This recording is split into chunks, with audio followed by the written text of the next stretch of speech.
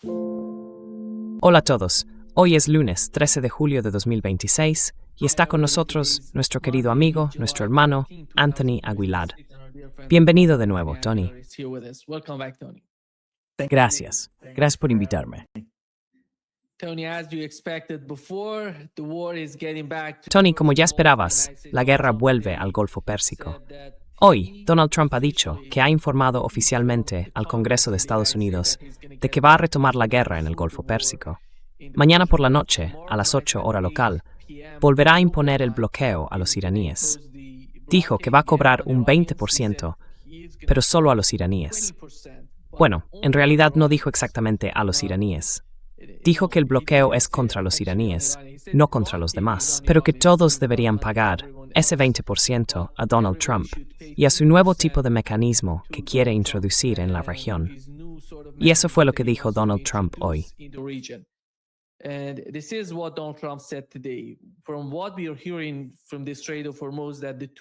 Por lo que estamos escuchando desde el estrecho de Hormuz, las dos partes se están atacando entre sí. Básicamente, Estados Unidos ha empezado a atacar a Irán. Tenemos algunas imágenes de la isla de Kish, por ejemplo. Este es uno de los videos que muestra que han atacado algo en Kish. Y aquí está el mapa de Irán. Hasta ahora, han atacado estas ciudades: Kangan, Bandar Abbas, la isla de Kish, la zona de Sirik, la ciudad de Amyask y Konarak. Como se ve, todos es users de Irán. Esta combinación de ciudades y islas que esta noche están llenas de casas en el sur de Irán. Y así, porque tenemos público.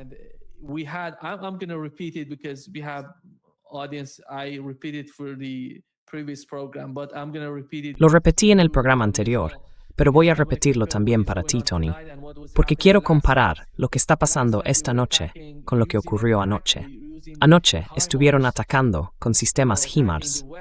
Ya sabes, atacando la parte occidental de Irán. Los HIMARS estaban ubicados en Kuwait, en la frontera entre Kuwait e Irak. Y se puede ver que la mayoría de los objetivos estaban cerca de la frontera iraquí o de la frontera kuwaití. Luego se ven algunos objetivos en el estrecho de Hormuz y en la parte oriental de Irán, uno de ellos en Chabahar. Y la respuesta iraní fue esta, la de anoche. Se ve el ataque sobre Omán, Kuwait, Bahrein, Qatar y otra vez Omán. Lo de Omán fue algo nuevo.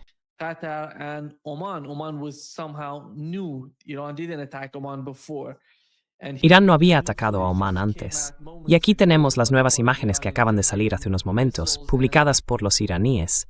Están lanzando misiles y... sí, déjame bajar esto un segundo. En las imágenes se ve que están disparando misiles y drones contra algunos objetivos. No sabemos cuáles son esos objetivos. Hasta ahora no hay ningún informe sobre ellos, pero supongo que van a golpear los mismos que anoche, porque tienen cierto tipo de limitaciones en sus blancos. Todo esto va a girar en torno a los países del Consejo de Cooperación del Golfo. Antes de entrar en directo, dijiste que estamos volviendo a la guerra, a una guerra total. Tony, ¿cuál es tu valoración de la situación? Tony, what is your assessment of the situation? Bueno, quiero decir primero que he sido muy firme en mi valoración de que volveríamos a una guerra a gran escala, que ese periodo intermedio de negociación, que en realidad establecía una forma para que Estados Unidos participara, no iba a funcionar, ni podía funcionar, que simplemente estábamos en un punto muerto y acabaríamos regresando a una guerra total. Y que en cada fase de escalada, es decir, cuando pasamos por momentos de furia épica, hubo puntos de aumento y de reducción de la tensión. Hubo un periodo de desescalada con el llamado Proyecto Libertad, que duró unas 30 horas, y después entramos en esa etapa de ¿estamos en guerra o no?, aunque nunca dijimos que no lo estuviéramos.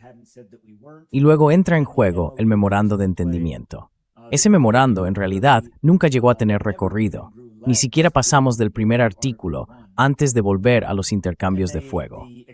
Esa ha sido siempre mi relación.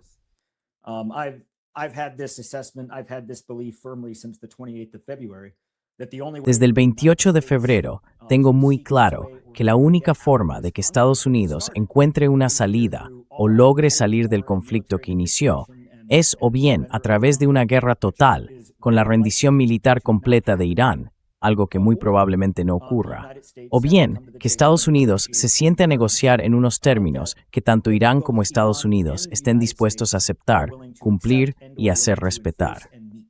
Y en el memorando de entendimiento, esa era una oportunidad que Estados Unidos no supo aprovechar. No lo hizo porque el factor que lo impidió fue Israel. Así que, de aquí en adelante, seguiremos en un estado constante de guerra con Irán hasta que Estados Unidos o bien imponga y logre una rendición total de Irán, lo cual no va a pasar, o bien entienda que tiene que negociar con Irán. The United States realizes that it has to negotiate with Iran, and as long as Israel is part of that, the equation. Y mientras Israel siga formando parte de esa ecuación con respecto al Líbano y Gaza, Estados Unidos no puede cumplir con su parte del acuerdo. Así que, por desgracia, esta guerra va a escalar, porque Donald Trump parece incapaz de aprender esa lección, ni tampoco las lecciones de la historia. Esta guerra se basó y comenzó con objetivos que no estaban claros, con metas que no se podían alcanzar. Y ahora volvemos a iniciarla, con toda la hostilidad. En realidad, nunca terminó. Nunca se acabó del todo.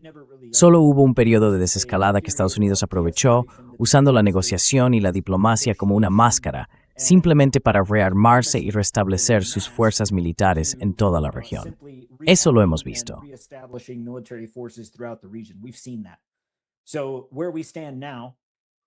Así que, en el punto en el que estamos ahora, Estados Unidos lanzó los HIMARS anoche, o ya entrando en el día de hoy, y también tiene previstos nuevos ataques con HIMARS. No se trata solo de usar los HIMARS, sino de qué está disparando Estados Unidos desde esos sistemas. El HIMARS es el sistema de cohetes de artillería de alta movilidad. Es una plataforma de lanzamiento, y lo que puede disparar va desde los misiles ATACMS, los misiles tácticos del ejército, de muy largo alcance, muy caros y de uso bastante específico, hasta el nuevo misil PRSM, una munición de precisión que Estados Unidos introdujo el año pasado. De hecho, casi todo el stock de esos misiles se ha agotado con esta guerra. Los pocos que quedan y que se están enviando ahora salen directamente de la línea de producción de Lockheed Martin. También está el MLRS, el sistema de lanzamiento múltiple de cohetes.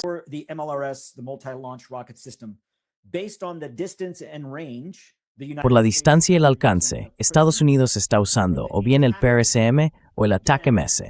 Los dos son sistemas que están en cantidad limitada, así que no es algo en lo que podamos confiar durante mucho más tiempo.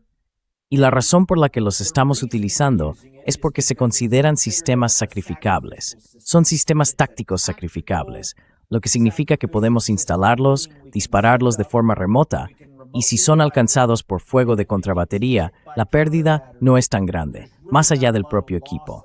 Desde luego, no es comparable a perder personal o una batería completa en el lugar.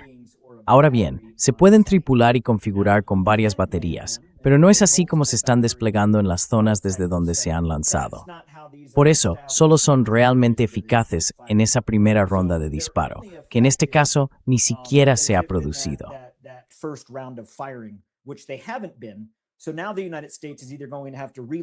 Así que ahora, Estados Unidos va a tener que volver a revisar cuáles son las opciones de ataque, cuál es la solución de ataque para los objetivos que quedan, o bien recurrir a municiones más estratégicas de las que también tenemos pocas existencias y que además son mucho más caras, sobre todo si las comparamos con lo que Irán puede poner sobre la mesa.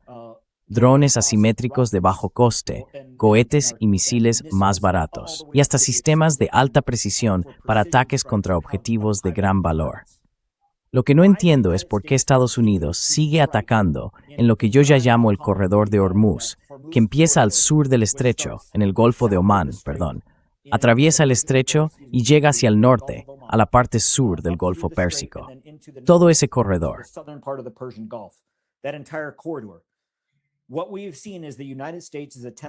Lo que hemos visto es que Estados Unidos está intentando establecer una CELOC y una ALOC, es decir, una línea de comunicación marítima y una línea de comunicación aérea. No tenemos la capacidad de establecer una HELOC, una línea de comunicación terrestre, a través del estrecho, que sería lo ideal cuando se trata de librar una guerra con personal, logística, suministros, reabastecimiento, todo lo que implica hacer la guerra. Pero cuando eso no es posible, igual que hicimos en la campaña de islas de la Segunda Guerra Mundial, lo que se busca es establecer una línea marítima de comunicación sólida, apoyada en activos navales dentro de una cadena de islas. Es, en esencia, el regreso del bloqueo que el presidente ha anunciado esta noche.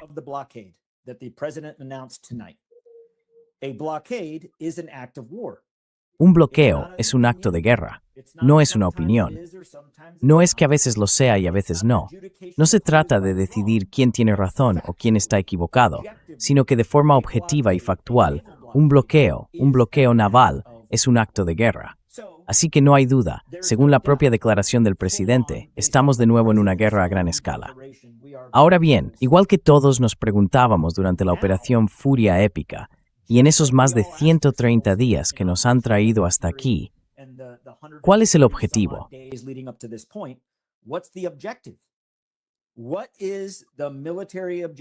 ¿Cuál es el objetivo militar que se quiere alcanzar para luego tener más peso en las negociaciones o en la diplomacia, para darle a Estados Unidos, en este caso, una posición de ventaja?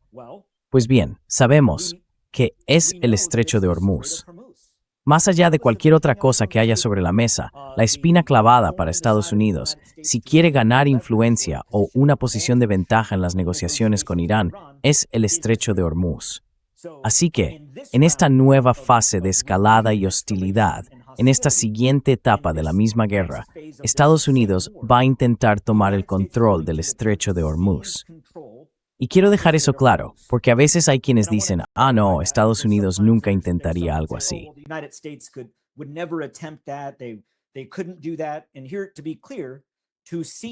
No podían hacer eso. Y aquí, para que quede claro, ocupar o controlar no significa necesariamente que una nación tenga que poner tropas sobre el terreno. Esa es una forma, pero no la única. Se puede rodear una zona y tomar el control desde el aire, con artillería, con interdicción, con control aéreo. Hay muchas maneras de dominar un punto estratégico sin tener que desplegar fuerzas en tierra. Ahora bien, donde creo que Estados Unidos intentará poner tropas sobre el terreno, por el tipo de ataques que hemos visto en Qeshm una y otra vez, es en la isla de Qeshm, en la parte occidental, digamos, en la costa oeste de Qeshm, para tomar ese aeródromo.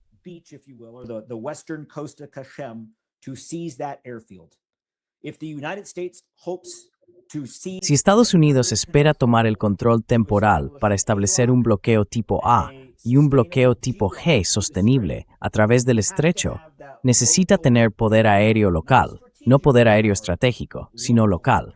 Y la única forma de conseguirlo es contar con una base aérea cercana, desde donde los aviones tácticos, los Apache, los A-10 y otros tipos de aeronaves puedan realizar salidas sin tener que repostar cada vez solo para llegar allí. Esa base aérea está en la isla de Qeshm. Así que creo que lo que vamos a ver, con la puesta en marcha de este bloqueo una vez más, es que Estados Unidos va a establecer esa posición y luego avanzará hacia el estrecho para tomar el control de la cadena de islas del sur alrededor de Hormuz. Y creo que eso es lo que veremos en los próximos días.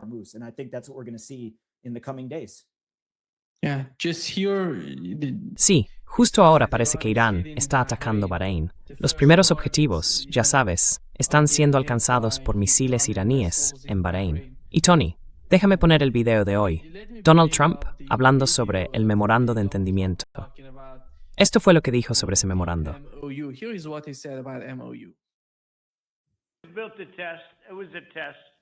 Fue una prueba, no lo sabíamos. Mira, un memorando de entendimiento, cuando tratas con gente sin escrúpulos, no significa gran cosa. Y tampoco significa mucho cuando tratas con personas honorables, porque sigue siendo un memorando de entendimiento. No tiene mucho valor. Y yo dije, ¿por qué estamos siquiera? Ya sabes, es una táctica habitual en Estados Unidos. Primero haces un memorando de entendimiento y luego cierras el acuerdo. Yo dije, vayamos directamente al acuerdo. Pero ¿sabes qué? Era en cierto modo una prueba. Y ellos no estuvieron a la altura, no respetaron la prueba. Lo teníamos. Habíamos cerrado ese acuerdo varias veces, ¿sí?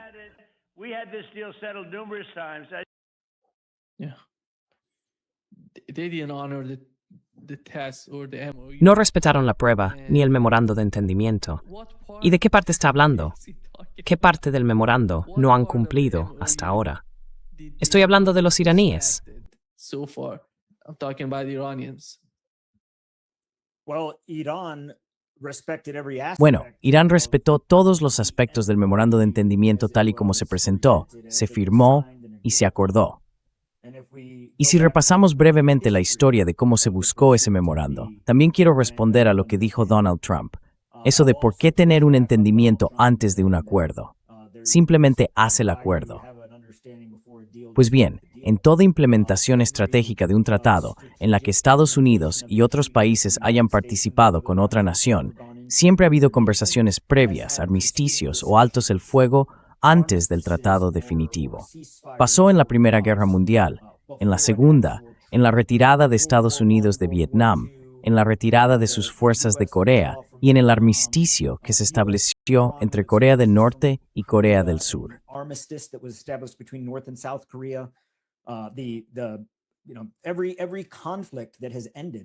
En todo conflicto que ha terminado, siempre ha habido conversaciones previas para preparar el terreno de lo que será un tratado. Así que ese es un comentario ignorante por parte del presidente de los Estados Unidos. Pero además, demuestra que Donald Trump, como presidente y como rostro de la política exterior del país, nunca tuvo la intención de que el memorando de entendimiento fuera algo que Estados Unidos pensara cumplir o respetar. Para él, siempre fue solo una fachada, una falsedad. Y esto lo he pensado desde el principio. Lo pienso ahora, y ahora está claro.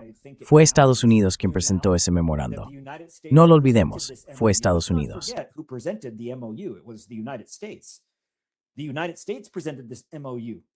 Estados Unidos presentó este memorando de entendimiento. Así que si miramos cómo se presentó y quién lo presentó, Estados Unidos con mucha aportación de Israel, si Steve Witkoff y Jared Kushner participaron en su redacción, eso significa que Israel estuvo implicado directamente, no de forma indirecta, directamente. Jared Kushner y Steve Witkoff son sencillamente agentes de Israel. Así que con su participación esto fue básicamente un acuerdo israelí, utilizado para dar una apariencia o un camuflaje de diplomacia. En realidad, Estados Unidos tenía toda la intención de volver al conflicto para conseguir lo que quiere. Y de hecho, desde el principio de este conflicto, desde que empezó el 28 de febrero, ¿qué es lo que quiere Estados Unidos?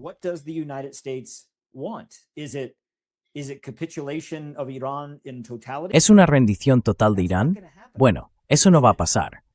¿Es una rendición completa de todo el programa nuclear iraní? Pues tampoco sería posible. Ni se podría imponer ni mantener según el derecho internacional. Un país tiene derecho a desarrollar capacidad nuclear con fines civiles, y eso es lo que Irán siempre ha dicho que pretende. No hay ninguna información ni pruebas que indiquen que Irán haya intentado fabricar un arma. ¿Así que era eso lo que se buscaba? Creo que lo que vemos ahora es que la obsesión de Donald Trump está en el estrecho de Hormuz y no en la libertad de los mares, ni en la libertad de navegación o de comercio.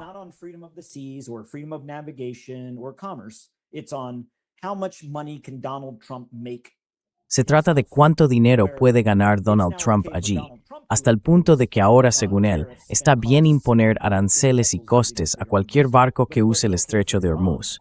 Pero según el propio Trump, no estaba bien que Irán hiciera lo mismo.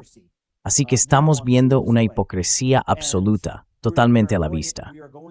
Y vamos a entrar en una fase de mayor tensión, en la que Estados Unidos tendrá que desplegar más fuerzas y gastar más recursos para intentar cambiar el cálculo del problema de negociación, que es el estrecho de Hormuz. Y sinceramente, no veo que Estados Unidos vaya a tener éxito en eso.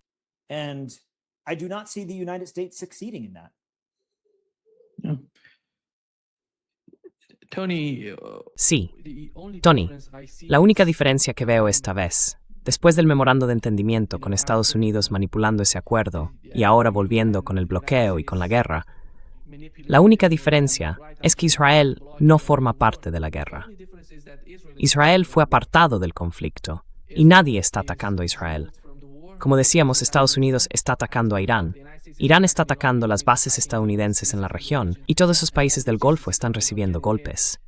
Y la guerra en el sur del Líbano no se ha detenido. Siguen bombardeando algunas zonas del sur del Líbano. Pero a Israel no lo está atacando nadie. ¿Y era ese el plan? And this was that the game? On behalf of Israel, absolutely. This was En nombre de Israel, absolutamente. Este fue el plan de Israel desde el principio: arrastrar a Estados Unidos a la guerra, mantener a Estados Unidos enfrentándose a Irán de forma militar, en una escalada constante, mientras Israel aprovecha para seguir avanzando en el Líbano y continuar con la ocupación total de Gaza. Y que Israel no esté lanzando misiles ahora mismo o defendiéndose de ellos no significa que no forme parte de esta guerra. Lo es, y mucho. Está profundamente implicado en la manipulación y en la influencia sobre las decisiones que está tomando Estados Unidos. Las decisiones que está tomando Estados Unidos, lo que estamos escuchando de Donald Trump, ni siquiera creo que Donald Trump se lo crea. Está haciendo lo que Israel le dice que haga para mantener este conflicto. Este conflicto con Irán no responde en absoluto a los intereses de Estados Unidos, de ninguna manera. Así que hay que preguntarse, ¿a quién beneficia esto? ¿A quién beneficia una guerra con Irán? Pues beneficia a Israel. Well, it benefits Israel. No. It seems to me that there are Sí, still some sí. people within the Me da Trump la impresión de que todavía hay gente dentro de la administración Trump que cree que existe algún tipo de solución militar en el estrecho de Hormuz y que pueden hacer algo respecto a este comercio por la vía militar. Lo han dicho el general Mackenzie, el general Wesley Clark y Keith Kellogg. Todos ellos defienden que hay que actuar, que pueden entrar en el estrecho de Hormuz, atravesarlo y llegar hasta la isla de Karg, mantener algo de territorio, desplegar tropas sobre el terreno y así influir en el estrecho, quizá incluso capturarlo y controlarlo. No sé, parece que ese argumento está calando en Donald Trump y en su administración. Por eso están volviendo a la carga. Donald Trump and his administration. That's why they're getting back. Well, let's remember Lieutenant Marine Corps General Bueno, Mackenzie. recordemos que el general del Cuerpo de Marines Mackenzie no fue un buen comandante del mando central. De hecho, el general Mackenzie, al final de su carrera, vio su reputación y su servicio completamente manchados por el hecho de que mintió. Mintió sobre haber matado a una familia afgana en Afganistán durante la retirada. Fue él quien ordenó directamente y de forma personal el ataque contra una persona y acabó matando a toda su familia. Luego intentó presentarlo como si ese individuo perteneciera al ISIS, algo que se demostró, sin ninguna duda, que no era cierto. Y después tuvo que disculparse en nombre del mando central de Estados Unidos ante el Congreso por haber mentido al Congreso sobre ese ataque. For lying to Congress about that strike. So, General Mackenzie, nothing more than Así que el general Mackenzie, nada más que un adulador y un ignorante, no confiaría en nada de lo que diga. Cuando uno analiza la capacidad de Estados Unidos, su posibilidad de llevar a cabo una operación militar en el estrecho, en el Golfo Pérsico, ¿existe esa capacidad? Sí, pero la cuestión es hasta qué punto Estados Unidos está dispuesto a invertir en eso, porque entonces se convierte en una guerra total, y Estados Unidos no está dispuesto a pagar el precio que eso implicaría, porque eso no ocurriría sin una pérdida extraordinaria de fuerzas estadounidenses, aéreas, terrestres y navales, para lograrlo. Así que en el fondo, se trata de cuánto está dispuesto Estados Unidos a arriesgar y a poner sobre la mesa. is willing to risk and put on the table. So, could the United States leverage all of its ¿Podrían los Estados Unidos emplear todos sus recursos marítimos, navales y aéreos en la región? Me refiero a incursiones de operaciones especiales, toma de aeródromos, ataques terrestres, aéreos, marítimos, anfibios. Sí, podrían hacerlo. Estados Unidos podría hacerlo. Pero, ¿a qué coste? ¿Y para lograr exactamente qué? Porque tomar la isla de Karg o asegurar su control por parte de Estados Unidos no garantiza que Irán se rinda en el estrecho de Hormuz. Controlar temporalmente el estrecho de Hormuz tampoco garantiza la rendición iraní, porque Irán tiene otras formas de mantenerse a nivel geopolítico y logístico desde su propio territorio, con otros medios de importación y exportación, sin depender únicamente del estrecho de Hormuz. Import-export without having to rely simply on the Strait of Hormuz. Iran can take that pain. Irán puede soportar ese dolor. No sería fácil. Irán sufriría, pero eso no garantizaría el éxito de Estados Unidos. Y luego está el riesgo calculado de hacerlo. La isla de Karg, el estrecho de Hormuz bajo control estadounidense frente al control iraní. ¿Quién más se implicaría? Podríamos ver perfectamente a Rusia y a China involucrándose directamente y quizá también a otros. Así que, en cada punto en el que uno se pregunta, ¿debería Estados Unidos hacer esto? Primero, no hay garantía de victoria, hay riesgos asociados. Y después, ¿cómo podría escalar aún más si se implican otros estados?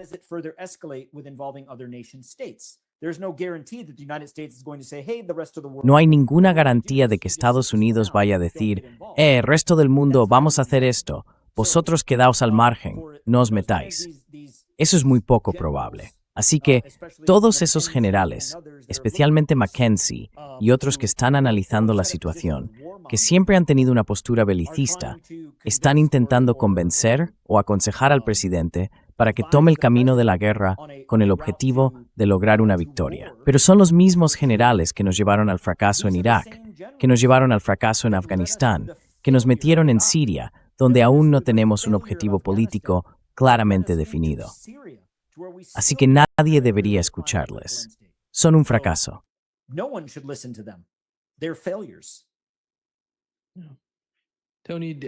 Sí, Tony, Arabia Saudí está atacando Yemen mientras hablamos.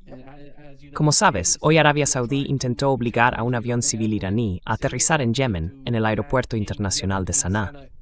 Más tarde, el avión se dirigió a la parte occidental del país y finalmente aterrizó en el aeropuerto de Al-Hodeida, también en el oeste de Yemen. Pero destruyeron la pista del aeropuerto de Saná cuando sus cazas bombardearon objetivos allí. Y después llegó la respuesta yemení. Atacaron el aeropuerto internacional de Aba y la base aérea Ray Khaled en Arabia Saudí. Mientras hablamos ahora mismo, Arabia Saudí está atacando Yemen.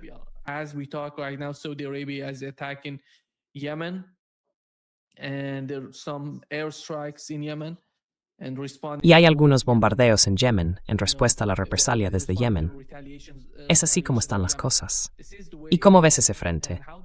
Creo que es importante que las dos partes se unan. ¿Recuerdas que durante la guerra todo giraba en torno al conflicto entre Irán, Estados Unidos e Israel?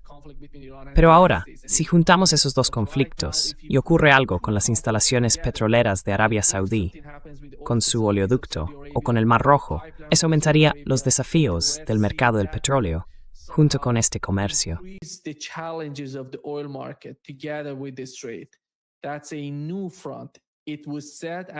Eso es un nuevo frente. Se dijo, según informó Axios, aunque no lo sé porque en Axios mienten mucho, que Donald Trump apoyó los ataques aéreos saudíes sobre Yemen. Y lo que vemos es esto. Si damos por hecho que el informe es correcto y que realmente informan de que Donald Trump apoyó a Ben Salman, a MBS, en Arabia Saudí, atacando Yemen, entonces está llevando toda la situación a un tipo de caos, creando un nuevo caos. Y por otro lado, está buscando algún tipo de solución para el mercado del petróleo, para el mercado global. ¿Cuál es tu interpretación de eso?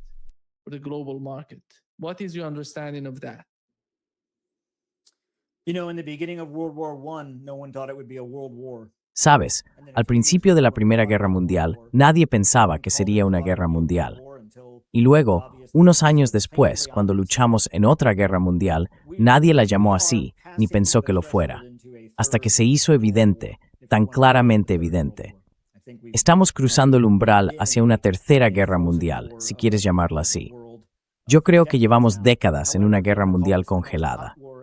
Pero si quieres llamar a esto la próxima guerra caliente, una tercera guerra mundial, ya estamos en ella. ¿Por qué Arabia Saudí está ahora implicada activamente, de forma militar, en reanudar sus ataques en Yemen? Vuelvo. Entonces, ¿por qué Arabia Saudí está reanudando su confrontación militar en Yemen? Porque los hutíes, a través de las fuerzas de Ansar Allah, tienen la capacidad de poner en riesgo y controlar el estrecho de Bab el-Mandeb.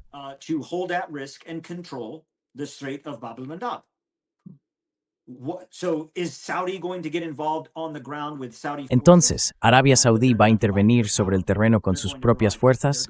No, pero va a aportar poder aéreo. Van a bombardear y después intentarán movilizar al HTA. Y eso ya lo hemos visto. Ya están movilizando la alianza militar del HTA. Así que eso no queda sin respuesta, porque ahora los Emiratos Árabes Unidos están implicados en responder a lo que Arabia Saudí está haciendo a través del HTA. y los Emiratos están dando más apoyo al STC. Ese conflicto está creciendo. Implica directamente a Arabia Saudí, directamente a los Emiratos Árabes Unidos, a través de sus aliados, el HTA y el STC, en la lucha contra lo que se considera, si se considera así, un grupo proxy de las fuerzas de resistencia vinculadas a Irán en Yemen por el estrecho de Bab el-Mandeb.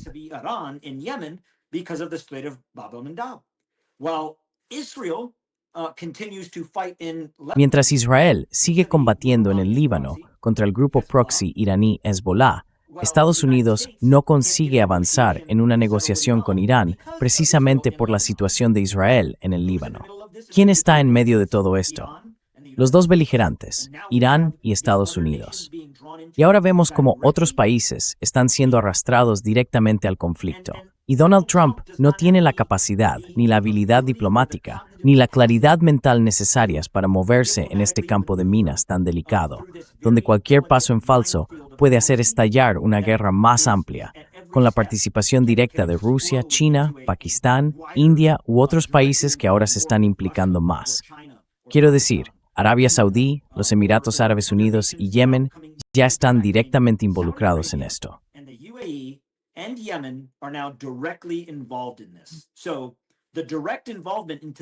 Así que, en cuanto a la implicación directa en este conflicto, ya sea de forma directa o indirecta, ahora tenemos a Irán, Estados Unidos, Israel, Líbano, Yemen, Arabia Saudí, los Emiratos Árabes Unidos y otros países de la región que están siendo atacados con misiles por su apoyo a Estados Unidos.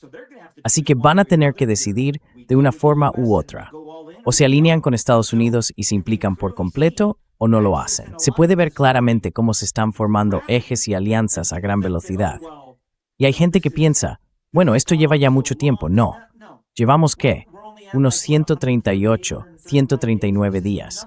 Eso no es nada comparado con cómo han empezado las guerras a lo largo de la historia, cómo se han desarrollado y convertido en conflictos regionales o incluso mundiales. Sin duda, estamos en ese punto. Y si alguien pensó, desde que comenzó este conflicto, el 28 de febrero, que íbamos a salir de esto bailando en unos pocos días o semanas, lo siento, pero es una ingenuidad.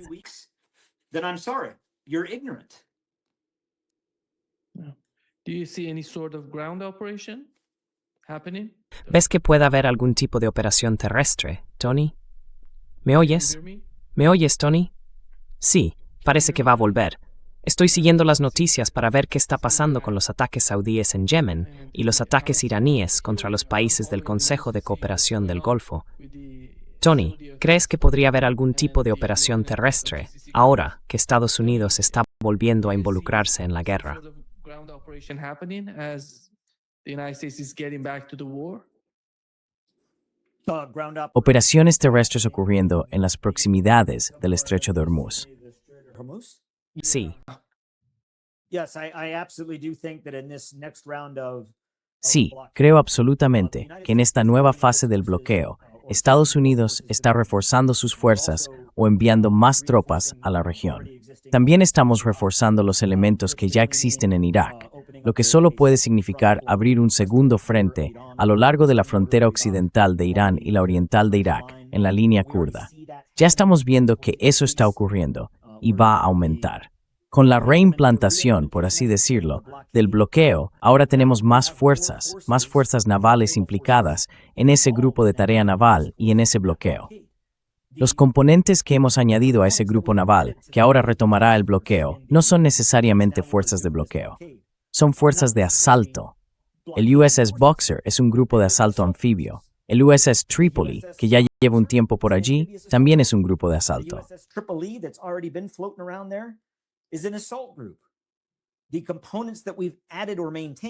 Los componentes que hemos añadido o mantenido son componentes de asalto. El USS Tripoli, el USS Boxer y los buques de combate litoral que forman parte de esta fuerza operativa no sirven de mucho si hablamos de un bloqueo estratégico. No están diseñados para eso. ¿Pueden contribuir de alguna manera? Podrían, pero no es realmente su función.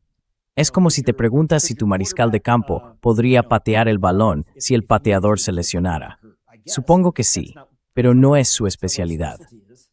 Así que, Cuando miras las fuerzas que están desplegadas en el grupo operativo dentro del Mando Central de Estados Unidos o de la Quinta Flota de la Marina, se ve que se ha reorganizado para algún tipo de asalto anfibio. Ahora bien, quiero matizar eso. No significa necesariamente que decenas de miles de marines, soldados del ejército o fuerzas terrestres vayan a desembarcar en la costa de Irán.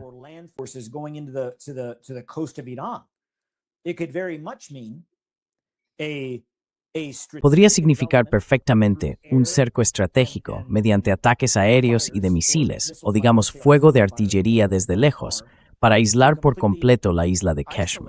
Después, introducir fuerzas para llevar a cabo una entrada forzada conjunta o una incursión estratégica, por decirlo así, con el objetivo de tomar y controlar la isla de Qashm. Lo que planteo es imaginar algo parecido a la ruptura del cerco de Pusan, en Corea. Las fuerzas estadounidenses rodeadas, reforzadas desde el mar, y luego la ruptura de Pusan. Podría destinarse una gran cantidad de recursos a tomar la isla de Qashm, defenderla, capturarla, controlarla, desplegar poder aéreo y desde allí operar desde el aeródromo de la isla. Y a partir de ese punto, avanzar para ampliar la defensa a toda la isla, sin necesidad de poner un solo pie en el territorio continental de Irán. Without ever necessarily stepping a foot onto mainland Iran. So, could the United States do something like that? Yes. ¿Podría Estados Unidos hacer algo así? Sí, y creo que ese es el plan. Porque como he dicho antes, seguir bombardeando o establecer un bloqueo, eso ya lo hemos hecho, y no ha dado ningún resultado en cuanto a cambiar el cálculo diplomático de una solución negociada. Así que Estados Unidos va a tener que hacer algo en esta nueva fase de escalada, en esta siguiente etapa del conflicto, para cambiar lo que se pone sobre la mesa en una negociación. Algo como, oye, Irán, ahora tenemos esto, y tú no. ¿Estás listo para negociar? Promete que no. Are you ready to negotiate? Iran's answer will likely be no. But the United States has no hope of bringing forward. Pero Estados Unidos no tiene ninguna posibilidad de impulsar una negociación, un armisticio, un alto el fuego o un tratado, si no cambia las condiciones que existían antes de que esta escalada volviera a producirse. Así que la única forma de cambiar ese cálculo, derrocar al gobierno iraní, bueno, eso ya lo intentamos. No funcionó. ¿Bombardeos a gran escala? Tampoco funcionó. ¿Un bloqueo? Tampoco. Entonces, ¿qué se puede hacer ahora? Pues Estados Unidos puede o bien ir con todo, una guerra total, por tierra, mar y aire. Y créeme, ese plan probablemente está sobre la mesa, pero no es una opción que el país quiera asumir, porque supondría enormes pérdidas sin ninguna garantía de éxito.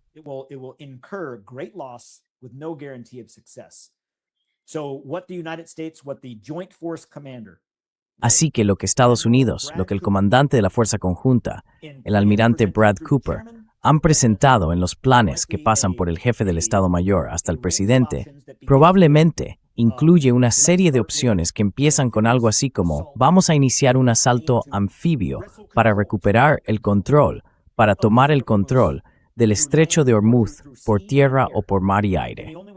Y la única forma de conectar el mar y el aire es tener un punto de apoyo al otro lado, por así decirlo. En este caso, sería la isla de Qashm. Así que creo que Estados Unidos planeará algún tipo de acción o de operación terrestre. No hablo de decenas de miles de soldados. No será como Iwo Jima, sino una operación concreta de entrada de fuerzas conjuntas para tomar y asegurar primero el aeródromo de la isla de Qashm. Y creo que eso va a ocurrir en los próximos días.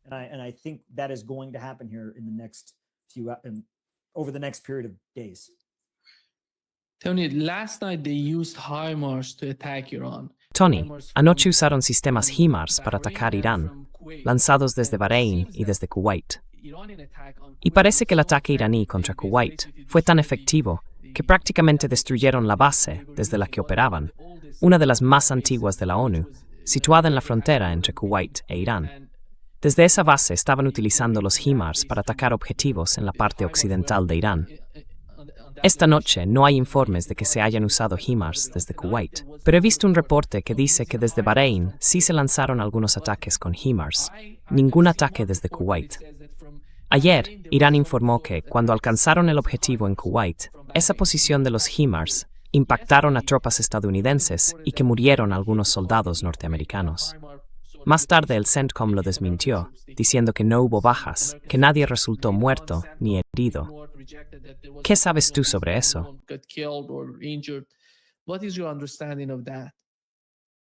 Well, if the counterstrikes from Iran Bueno, si los contraataques de Irán iban dirigidos a los sistemas HIMARS en Kuwait, es muy probable que en esos ataques hayan muerto militares estadounidenses. Porque el HIMARS, el sistema de cohetes de artillería de alta movilidad, al final es eso, un sistema. Puede ir montado sobre un camión o sobre un vehículo con orugas. Hay una versión que se parece a un tanque y otra que va sobre un camión muy grande. Así que el HIMARS es simplemente un sistema de artillería. Este sistema puede disparar desde cohetes de largo alcance, un módulo de 6 o 2 módulos, hasta 2 de los misiles más grandes, los ATACMS. Esos son más bien misiles estratégicos, como decía, o el misil PRSM, del que tenemos muchísima necesidad y del que además estamos muy escasos.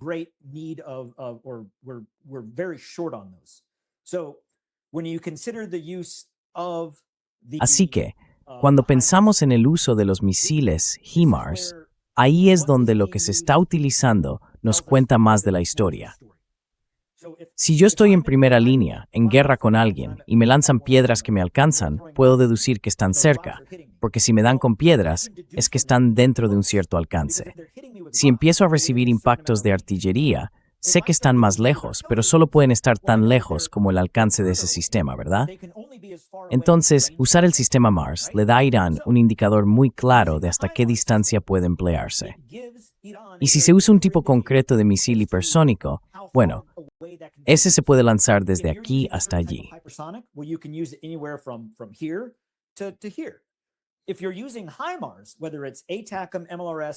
Si estás usando los HIMARS, ya sean ATACMS, MLRS o cualquier otro, tienen que emplearse dentro de un cierto alcance, porque hasta ahí llega el sistema HIMARS. Así que tener HIMARS en Bahrein, en el cuartel general de la Quinta Flota, eso sí que es nuevo. No es la disposición táctica habitual de artillería en la región. En Kuwait siempre los hemos tenido allí. Pero tener ahora HIMARS en Bahrein, eso es algo nuevo, lo que indica que Bahrein sigue siendo, bueno, que seguimos manteniendo las fuerzas de mando de misión de la Quinta Flota en Bahrein. Quizá no en el mismo lugar, porque creo que el antiguo cuartel general de la Quinta Flota estadounidense en Bahrein, en Manama, ha quedado prácticamente destruido. Pero seguimos manteniendo al menos una presencia del cuartel general de la Quinta Flota en Bahrein.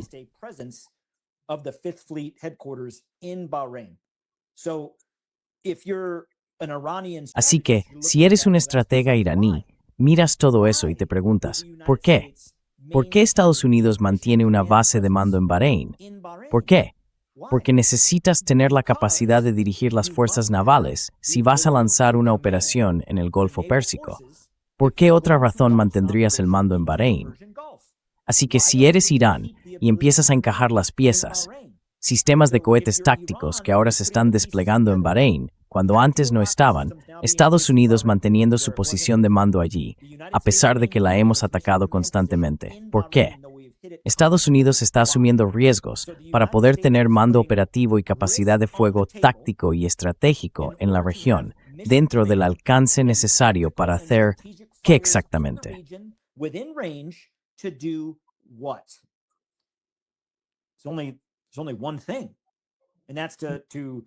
Solo hay una cosa, y es llevar a cabo operaciones en el Golfo Pérsico. Y creo que es importante que quien nos escuche entienda que el Golfo Pérsico, el Estrecho de Hormuz y el Golfo de Omán no son lo mismo. En este momento, Estados Unidos no ha atravesado el estrecho con fuerzas navales hacia el Golfo Pérsico. Así que todos tenemos que preguntarnos y analizarlo como si fuera una partida de Risk o de captura a la bandera, ¿verdad? ¿Alguien lo entiende? Sí. Damas, captura Renata. Estás ahí fuego, y puigan sepas donde son las terra en el enemigo. Pero grit que te acercas a algo, más ten meets perven kirit y profesional.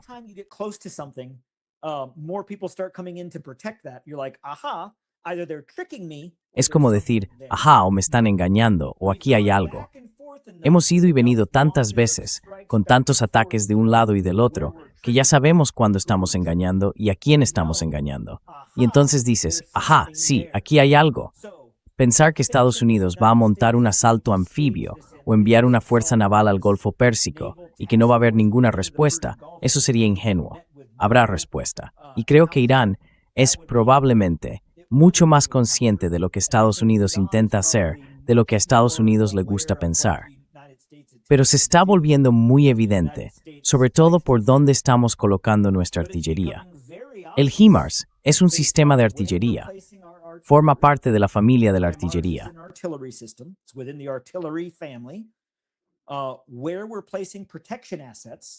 ¿Dónde estamos colocando los recursos de protección?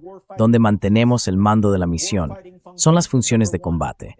Tus funciones de combate, la número 1 de las 7 funciones de combate, y la forma en que un comandante libra una guerra, el mando de la misión. Puedes llamarlo mando y control. El mando y control forma parte del mando de la misión. Mando de la misión, maniobra, fuegos, protección. Así que, si eres Irán y observas dónde está colocando el ejército de Estados Unidos sus recursos de mando de la misión, de maniobra, que incluye la maniobra naval y marítima, de fuegos, de logística y de protección, y ves todo eso, el panorama queda bastante claro. No hace falta ser un genio militar para empezar a entender lo que Estados Unidos ha estado intentando hacer.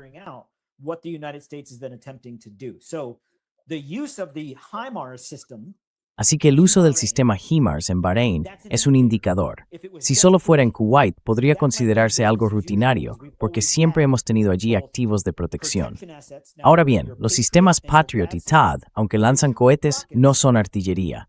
Se encuadran dentro de la protección, son capacidades de defensa aérea. En cambio, el HIMARS y otros similares son activos de artillería o de fuego. Tener un activo de protección es una cosa, pero tener un activo de fuego directamente ubicado junto al componente de mando de misión en la línea avanzada de combate, eso ya es un indicador. Es un indicador muy claro para cualquier profesional militar que analice la situación de desde dónde, con qué y cómo pretende atacar Estados Unidos.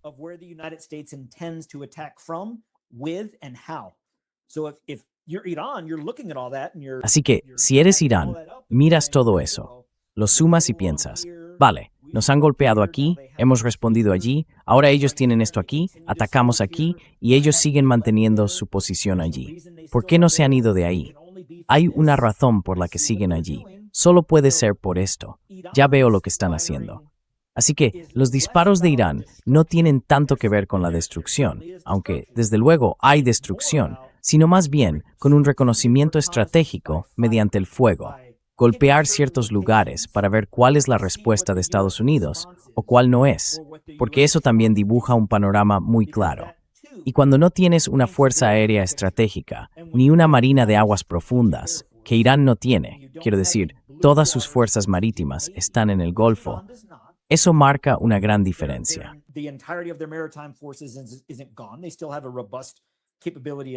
Siguen teniendo una capacidad bastante sólida en el estrecho de Hormuz, pero cuando no tienes una marina estratégica de aguas profundas, ni una fuerza aérea potente, tienes que hacer el reconocimiento por otros medios. En este caso, lo hacen mediante fuego, porque cuentan con muchos drones y con bastantes misiles de menor nivel. Así pueden mantener esa actividad antes de perder realmente la capacidad que están utilizando para obtener información. Pueden usar lo suficiente como para tener una imagen más clara antes de que empiece a perjudicarles más allá de perder esa capacidad. Así que está quedando bastante claro lo que Estados Unidos pretende hacer y que Irán no va a ser tomado por sorpresa. Es Irán quien está dibujando ese escenario.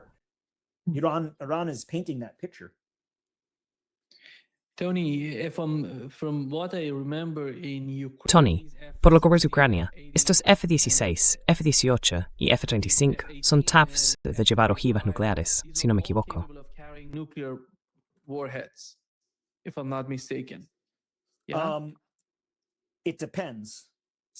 Sí, depende. Mira, tu F-16, tu F-18, tu F-35, y hay distintas variantes de ese modelo. Y no hablo de la versión I ni de las extranjeras, hablo de las que se usan en Estados Unidos, el F-35B y el F-35C, las diferentes versiones con distintos roles. El F-16 normalmente no tiene capacidad para lanzar bombas grandes. Puede hacerlo, sí, puede lanzar HADEAM, las municiones de ataque directo conjunto. Podrías ponerle una ojiva nuclear táctica a algún tipo de variante que el F-16 pudiera disparar. Podrías, pero no es algo que suelas ver en un F-16. El papel principal del F-16 es más bien el combate aire-aire o la supresión de defensas aéreas enemigas. A suppression of enemy air defense type of platform. So could you? Yes, not likely. ¿Podría hacerlo? Your F-18, Sí, aunque no es muy probable. El F-18, más bien, por el papel que tiene como caza polivalente, es decir, no solo combate aire-aire, también realiza bombardeos estratégicos o ataques a objetivos en tierra. Así que sí, de forma natural hay municiones que el F-18 puede usar y que pueden equiparse con una cabeza nuclear. Y en cuanto al F-35, pues absolutamente. El F-35 no solo puede emplear municiones que se adapten a una cabeza nuclear, sino que además puede lanzar hasta 22 toneladas de munición de una sola vez. Puede soltar un gran número de bombas de unas 2.000 libras en una sola misión.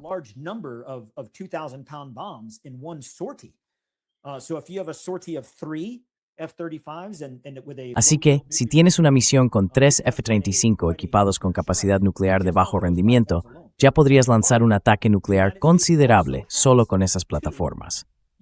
Pero Estados Unidos también cuenta con 2 submarinos de la clase Ohio. Son nucleares, y no solo en cuanto a propulsión, sino también en armamento. El USS Alaska, que está en el Mediterráneo, y otro de la clase Ohio, con la flota en el Mar Arábigo.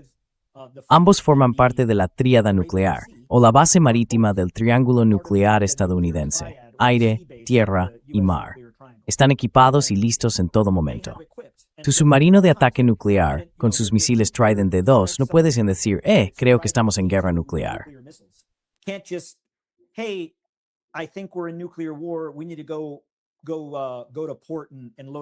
Tenemos que ir al puerto y cargar las armas nucleares. No, ellos las tienen con ellos todo el tiempo. Siempre están listos, con hasta 20 ojivas nucleares Trident D2. Y hay 2 de esos submarinos dentro del área, preparados para lanzar un ataque con capacidad nuclear. Así que ahora mismo tienes capacidad nuclear aérea y también capacidad nuclear marítima en toda la región. Y parte del arsenal estratégico asignado a cada mando de combate geográfico, ya sea el mando norte, el mando sur, el mando del Indo-Pacífico, el mando europeo, el mando de África o el mando central, incluye siempre una dotación estratégica de ojivas y municiones con capacidad nuclear.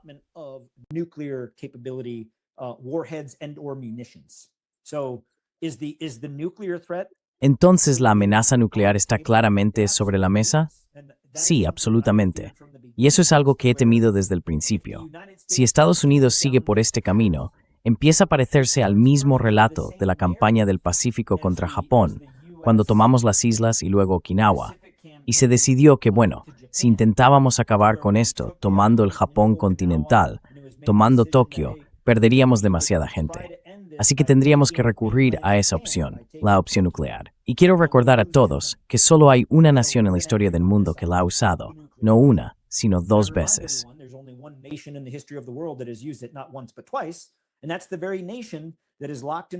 Y esa es precisamente la nación que está completamente armada con capacidad nuclear, situada en el Golfo Pérsico, en el Mar Arábigo, en el Mar Mediterráneo, que tiene esas armas listas, al alcance de la decisión de un simple comandante OS-6 en un submarino que podría lanzarlas con solo una llamada telefónica. Así que están ahí. Es un peligro real. Y si esta guerra sigue escalando sin una solución militar a la vista, ¿qué harían entonces los Estados Unidos? Nästa fordrar där det politiskt hit breiten för mig primero för No, nas.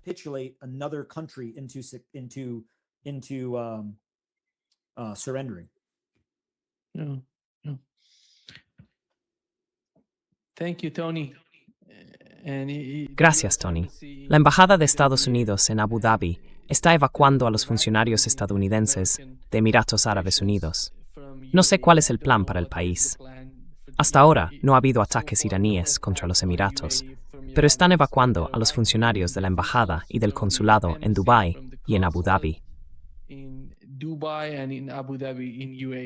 and it seems So that if the U.S. has taken to the elevated Así que, si Estados Unidos ha decidido evacuar las embajadas y los consulados en los Emiratos Árabes Unidos, eso significa que sabe que algo se avecina allí. Puede ser porque Estados Unidos vaya a usar a los Emiratos y sepa que van a ser objeto de represalias, o porque tenga información de que algo va a ocurrir en los Emiratos y por eso está sacando a su personal. Eso es otra señal, ¿verdad? Cuando uno empieza a abandonar el barco antes de ver el iceberg, es porque alguien ya lo ha visto. Puede que los demás pasajeros no lo vean, pero alguien sí lo ha visto. Estados Unidos ya está abandonando el barco. Así que, si yo estuviera en los Emiratos Árabes Unidos, tendría mucho cuidado con lo que pueda pasar en las próximas 12 horas. Very careful about what may be coming in the next 12 hours.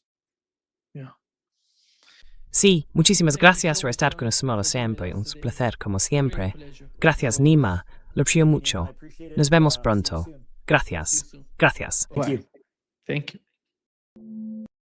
you.